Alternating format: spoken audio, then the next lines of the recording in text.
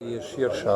Kot ste že pravilno ugotovili, v Evropskem parlamentu so dve skupini okoli Britanca Faragea in okoli Marine Le Pen, ki sta najbolj evroskeptični skupini in na glas govorita o cilju, kako razkrojiti Evropsko unijo. Sicer prevlada večinsko proevropska usmeritev.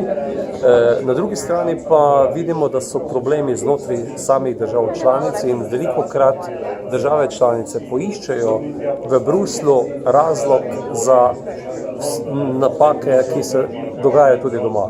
In včasih sam pravim, da se ponavlja kompleks B, tako kot je bil včasih Beograd kriv za vse, je danes kriv, da na strani Bruslja. In takšna enostavna govorica je največkrat namenjena notranjim političnim razmeram, hkrati pa krepi tudi evroskepso. Po drugi strani pa lahko mirno rečem, da je naloga širša, konec koncev tudi medijev. Nazadnje nič ne govorimo več o samoumevnih stvareh, kot je to, da lahko mladi potujejo po Evropi, da lahko naši podjetniki izvažajo po Evropi in da se slovenski razvoj v bistvu in razvoj družbe odvisen bistveno od tega.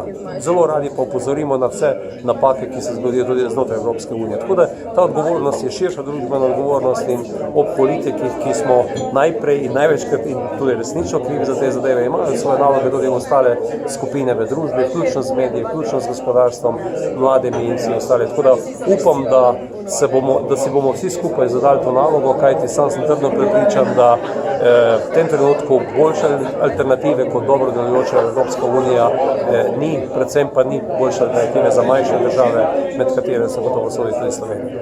Ste optimist?